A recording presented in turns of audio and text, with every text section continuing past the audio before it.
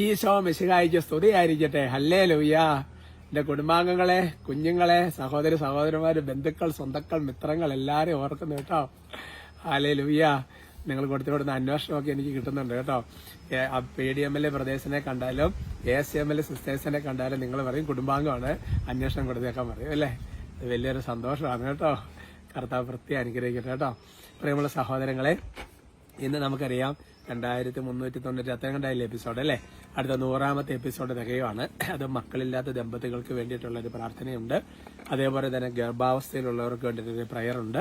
അപ്പോൾ അതുകൊണ്ട് അങ്ങനത്തെ ചില സാക്ഷികളൊക്കെ തീർച്ചയായിട്ടും ഒന്ന് വായിച്ച് നിങ്ങളത് ഇപ്പോൾ മക്കളില്ലാത്ത ദമ്പതികൾ അല്ലെങ്കിൽ പ്രഗ്നന്റ് ആയിരിക്കും അതൊക്കെ അയച്ചു കൊടുത്ത് അങ്ങനെ ഏതായാലും 100ാമത്തെ എപ്പിസോഡിന് വേണ്ടി പ്രാർത്ഥിച്ചൊരുങ്ങി അതിലേക്ക് എത്തിക്കണം കേട്ടോ. പിന്നെ നിങ്ങളെ ഫ്രൂട്ട് ഓഫ് മേരി അഭിഷേകാന്തി സിസ്റ്റേഴ്സ് ലീഡ് ചെയ്യുന്ന എല്ലാ തിങ്കളാഴ്ചകളിലുമുള്ള 8 മണി മുതലുള്ള ഫ്രൂട്ട് ഓഫ് മേരി ശുശ്രൂഷ അത് ഓൺലൈനിലാണ്. നിങ്ങൾക്ക് അവിടെ കോൺടാക്ട് ചെയ്ത ലിങ്ക് കിട്ടും. അപ്പോൾ അതിൽ നിങ്ങൾ സംബന്ധിക്കുന്നത് നല്ലതായിരിക്കും. Price the Lord. സാക്ഷ്യം വായിക്കാം. പ്രിയപ്പെട്ട ബിനോയിച്ച, ഞങ്ങളുടെ കുടുംബത്തിലുണ്ടായ ദൈവത്തിന്റെ അത്ഭുതകരമായ ഇടപെടൽ സാക്ഷ്യപ്പെടുന്നതിനാണ് ഞാൻ ഇത് എഴുതുന്നത്. ഞാൻ 5 മാസം ഗർഭിണിയായിരിക്കുമ്പോൾ നടത്തിയ സ്കാനിങ്ങിൽ കുഞ്ഞിന് ക്രോമസോം പ്രശ്നങ്ങളുണ്ടാകാൻ സാധ്യതയെന്ന് ഞങ്ങൾ ഡോക്ടർ പറഞ്ഞു തുടങ്ങുന്ന സെക്കൻഡ് ഒപ്പീനിയനായി എറണാകുളം ഫേമസ് ഹോസ്പിറ്റലിന്റെ പേര് പറഞ്ഞിട്ടുണ്ട്. പേര് വായിക്കുന്നില്ലെന്നേ ഉള്ളൂ. ജെനറ്റിക്സ് വിഭാഗത്തിന് ഡോക്ടറെ കാണിക്കുക. ഡോക്ടർ നിർദ്ദേശപ്രകാരം അമനിയോട്ടിക് ഫ്ലൂയിഡ് എടുത്ത് വിശുദ്ധ വിദഗ്ധ പരിശോധന തന്നെ കേരളത്തിന് പുറത്തുള്ള ലാബിലേക്ക് അയക്കുകയും ചെയ്തു. ലാബിൽ ലഭിച്ച റിസൾട്ട് കുഞ്ഞിന് ക്രോമസോം 13ൽ 44 ജീനുകൾ കുറവുള്ളതായി കണ്ടു. ഈ 44 ജീനുകൾ കുറവ് കുഞ്ഞിനെ ഏത് രീതിയിൽ ബാധിക്കുമെന്ന് കുഞ്ഞ് ജനിക്കുന്നതിന് മുമ്പ് പറയാൻ പറ്റിയില്ലെന്ന് ഡോക്ടർ പറഞ്ഞു. എന്തായാലും ഒരു പ്രോബ്ലം ഉണ്ടാവും എന്നുള്ളത് പക്ഷേ എങ്ങനെ വരും എന്നറിയില്ല. ഇത് കേട്ട് ഞങ്ങൾ ആകെ വിഷമിച്ചിരിക്കുമ്പോൾ എൻ്റെ ഒരു കസിൻ അച്ഛൻ്റെ ടോക്ക് കേൾക്കാൻ പറയുന്നത്. അങ്ങനെ ഞാനും എൻ്റെ ഭർത്താവ് എല്ലാ ദിവസവും രാത്രി കിടക്കുന്നതിന് വിശ്വാസത്തോടെ അച്ഛൻ്റെ ടോക്കും ഞായറാഴ്ചകൾ അഭിഷേകം കേൾക്കാൻ തുടങ്ങി. ഗർഭത്തിന്റെ തുടക്കം മുതൽ എനിക്ക് പല ബുദ്ധിമുട്ടുകളും ഉണ്ടായിരുന്നു. ഗർഭത്തിന്റെ ആദ്യ മാസങ്ങൾ ബ്ലീഡിങ്ങും അബോർഷൻ സാധ്യതകളും ഉണ്ടായിരുന്നു. പ്രസവത്തിന് മുമ്പ് വരെ നടത്തിയ എല്ലാ സ്കാനിങ്ങുകളിലും കുഞ്ഞിന് പ്രോബ്ലം ഉള്ളത്, ഭാരക്കുറവ് പല വർഷങ്ങൾ ഡോക്ടർ പറഞ്ഞു. എന്നാൽ ദൈവാനുഗ്രഹം എനിക്ക് മാസം തികഞ്ഞ് പ്രസവം നടക്കുകയും പൂർണ്ണ ആരോഗ്യവതിയായ പൊൻകുഞ്ഞിനെ ദൈവം ഞങ്ങൾക്ക് നൽകുകയും ചെയ്തു. കുഞ്ഞിനെ ഇപ്പോൾ 9 മാസം പ്രായമായി. അച്ഛൻ്റെ പ്രാർത്ഥന പങ്കുചേർന്ന് ഞങ്ങൾക്ക് ആരോഗ്യവത കുഞ്ഞിനെ ലഭിച്ച ദൈവത്തിലുള്ള നന്ദിയും കടപ്പാടും അച്ഛനുള്ള സ്നേഹവും ഞങ്ങളുടെ കുടുംബത്തിന് ഓരോ ഞങ്ങളുടെ പേരിൽ എന്ന് പറഞ്ഞിട്ട് ഈശോ എന്ന് പറഞ്ഞിട്ട് അഞ്ചു എന്ന് പറഞ്ഞിട്ട് സഹോദരി സാക്ഷി എഴുതി അയച്ചിരിക്കുക. Price the Lord. അതുകൊണ്ട് എൻ്റെ പ്രിയപ്പെട്ട സഹോദരങ്ങളെ, നമ്മളിതിങ്ങനെ ഈശോ പ്രവർത്തിക്കുകയാണല്ലോ. അത് നടക്കുന്ന എങ്ങനെയാണെന്ന് വെച്ച് കഴിഞ്ഞാൽ ഈശോയെ അനുഗ്രഹിക്കാൻ ആഗ്രഹിക്കും. നമ്മളൊരു മീഡിയം അത്രയേ ഉള്ളൂ. പിന്നെ മാത്രമല്ല നമ്മൾ ഇത്രയും പേര് പ്രാർത്ഥിക്കുകയാണ്. ആ പ്രാർത്ഥനകളെല്ലാം കൂടി ചെല്ലുന്നത് കൊണ്ട് ഈശോ കരുണ കാണിക്കുന്നതാണ് കേട്ടോ. ഹല്ലേലൂയ. നമ്മൾ വെറും പൊടിയും ചാരവുമാണ്. എനിക്ക് എന്നെ നന്നായിട്ട് അറിയാം. Price the Lord. കർത്താവ് അനുഗ്രഹിക്കട്ടെ. ഇന്നത്തെ നമ്മുടെ വിഷയത്തിന്റെ നിലക്ക് ഈ ഓർമ്മ നമുക്ക് ബലം നൽകും എന്നുള്ളതാണ്. നമുക്ക് ജീവിതത്തിൽ ഒരുപാട് സഹനത്തിലൂടെ തകർച്ചയിലൂടെ കടന്നു പോകുന്ന സമയത്ത് ചില ഓർമ്മകൾ നമുക്ക് ബലം തരും.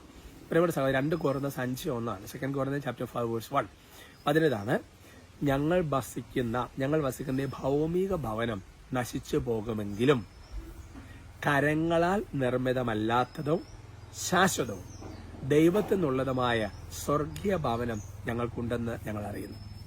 വലിയൊരു വചനമാണ് പൗലോസിലെ പറയുക.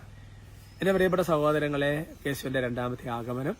അപ്പോൾ എന്ന് പറഞ്ഞാൽ അത് നമുക്കറിയത്തില്ല, എങ്ങനെ പ്രെഡിക്റ്റ് ചെയ്യാൻ പറ്റിയല്ല. ഇപ്പൊ പല വീഡിയോസൊക്കെ പലതും കാണുന്ന പോലെയൊന്നും അല്ല കാര്യങ്ങൾ നമുക്കറിയാം. അപ്പൊ അതുകൊണ്ട് അത് ഈശോയ്ക്ക് പിതാവായ ദൈവത്തിന് മാത്രം അറിയാവുന്നൊരു സമയത്താണത് ലോകാവസാനം എന്ന് പറയുന്നത്. അപ്പോൾ അന്ന് ഇതെല്ലാം താറുമാറാം. അപ്പൊ നമ്മൾ ഉണ്ടാക്കി ഏതൊരു വീട് ഒരു 100 വർഷം കഴിയുമ്പോഴത്തേക്ക് അതിന്റെ കാര്യം പോക്കെ. എത്ര മനോഹരമായ വണ്ടി ഉണ്ടാക്കി 25 വർഷം കഴിയുമ്പോഴത്തേക്ക് മാറ്റേണ്ടി വരും അല്ലേ. അപ്പൊ ഞങ്ങൾ ഉണ്ടാക്കുന്നതെല്ലാം അതാണ്. ഞങ്ങൾ വസിക്കുന്ന ഭൗമിക ഭവനം മൊത്തം നശിച്ചു പോകുമെങ്കിലും അത് സംശയമില്ല കാര്യം. എന്നിട്ട് പറഞ്ഞിരിക്കുകയാണ് കരങ്ങളാൽ നിർമ്മിതമല്ലാത്തത്. അപ്പൊ അത് ഉണ്ടാക്കുന്നത് ദൈവമാണ് അല്ലേ, ഞങ്ങൾ ഉണ്ടാക്കുന്നതല്ല. പിന്നെ ശാശ്വതം എന്ന് പറഞ്ഞാൽ എന്നേക്കും നിലനിൽക്കുന്നത് ദൈവത്തിൽ നിന്നുള്ളതുമായ ഒരു സ്വർഗീയ ഭവനം, ഒരു വീട് ഞങ്ങൾക്ക് അവിടെയുണ്ട്. അത് വളരെ പ്രധാനപ്പെട്ട. അപ്പൊ ഇവിടെ നിന്ന് എന്നെ ഇറക്കി വിട്ടാലും നമുക്ക് കയറി കിടക്കാൻ വേറെ സ്ഥലമുണ്ട്. മനസ്സിലാകുന്നുണ്ടോ? അപ്പൊ ഇയാൾ നമ്മൾ ഉപേക്ഷിച്ചാൽ നമ്മൾ ഉപേക്ഷിക്കാത്ത ഒരാളുണ്ട്. ഇപ്പൊ ഡിവോഴ്സിന്റെ വക്കീലൊക്കെ ഇരിക്കുന്നവരെ ഉദ്ദേശിച്ചിട്ടൊക്കെ ഞാനിത് പറയുന്നത്. മനസ്സിലാകുന്നുണ്ടോ? അപ്പൊ അതുകൊണ്ട് എന്റെ പറയപ്പെടുക ആ ഒരു ഓർമ്മ അതല്ല ഈശോ പറഞ്ഞിരിക്കുന്നത്. വചനത്തെ വ്യത്യാസമല്ല. ഈശോ പറഞ്ഞിരിക്കുന്നത് എന്താ? ഈശോ പറഞ്ഞത് ഇങ്ങനെയാണ്, ഞാൻ നിങ്ങൾക്ക് സ്ഥലം ഒരുക്കാൻ പോവുകയാണ്. ഞങ്ങൾ സ്ഥലം ഒരുക്കി കഴിയുമ്പോൾ ഞാൻ വന്ന് നിങ്ങളെ കൂട്ടിക്കൊണ്ടുപോകും. അപ്പൊ നമ്മളെ സംബന്ധിച്ചിടത്തോളം ലോകാവസാനം എന്ന് പറഞ്ഞാൽ നമ്മുടെ മരണമായിരിക്കും അല്ലേ.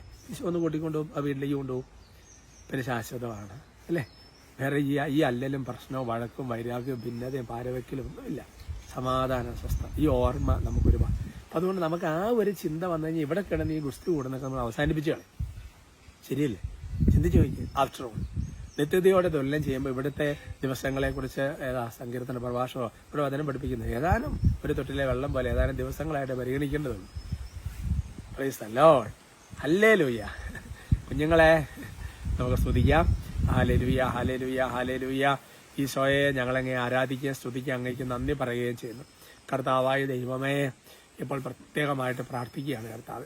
ദൈവമേ, 100ാമത്തെ എപ്പിസോഡിന് വേണ്ടി ഒരുങ്ങി പ്രാർത്ഥിക്കാൻ ഓരോരുത്തരെ അഭിഷേകം ചെയ്യണമേ കർത്താവ്. ഇന്ന് കുടുംബങ്ങളിലെ വ്യക്തികളെയൊക്കെ പ്രത്യേകം ആശീർവദിക്കുമ്പോൾ ഒരുപാട് സഹനത്തിലൂടെ കടന്നു പോകുന്നവര്, ഒരുപാട് തെറ്റിദ്ധാരണകളിലൂടെ കടന്നു പോകുന്നവര്, കൂടെ നിൽക്കുന്ന ഒപ്പം നിൽക്കുന്നവരൊക്കെ കരുതിയവര്, വിട്ടുമാറുന്ന വേദനകളിലൂടെ കടന്നു പോകുന്നവര്, അത് കുടുംബ ജീവിതത്തിലും സമൂഹ ജീവിതത്തിലും ശുശ്രൂഷാ മേഖലകളിലും ഇടവകളിലും പൗരോഹിത്യ സന്യാസ എല്ലാ മേഖലകളിലും കടന്നു പോകുന്ന ഓരോരുത്തർക്കും വേണ്ടി ഞങ്ങളിപ്പോൾ പ്രാർത്ഥിക്കുക. ഞങ്ങളുടെ കൂട്ടായ്മയിൽ പ്രാർത്ഥിക്കുക.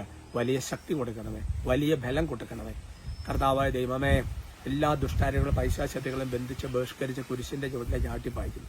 പ്രാർത്ഥനയാലും വചനത്താലും നിങ്ങളെല്ലാവരും വിശുദ്ധീകരിക്കപ്പെടട്ടെ എന്ന് പ്രാർത്ഥിക്കുന്നു. കർത്താവായ ദൈവമേ, ഒരുപാട് കൃപ നിറയട്ടെ, ഒരുപാട് അഭിഷേകം നിറയട്ടെ, ഒരുപാട് പ്രാർത്ഥന നിറയട്ടെ കർത്താവായ ദൈവം. പിടിച്ചേക്കാനുള്ള കൃപ ഓരോരുത്തർക്കും നിറയട്ടെ എന്ന് പ്രാർത്ഥിക്കുന്നു. സ്വർഗത്തെക്കുറിച്ചുള്ള ചിന്ത ഹൃദയ രൂഢമൂലമായി തീരട്ടെ കർത്താവ്. നിങ്ങളെ, നിങ്ങളുടെ കുടുംബങ്ങളെ, നിങ്ങളുടെ വംശങ്ങൾ, പാരമ്പര്യങ്ങൾ, തലമുറകൾ, നിങ്ങളുടെ നിയമങ്ങൾ എല്ലാത്തിനെയും ആശീർവദിക്കുന്നു. നമ്മുടെ കർത്താവ് ഈശോ മിശിഹായുടെ കൃപയും പിതാവായ ദൈവത്തിന്റെ സ്നേഹവും പരിശുദ്ധാത്മാവിന്റെ സഹവാസവും നിങ്ങൾ എല്ലാവരോടും കൂടി ഉണ്ടായിരിക്കട്ടെ, ഇപ്പോഴും എപ്പോഴും എന്നേക്കും. ആമേൻ.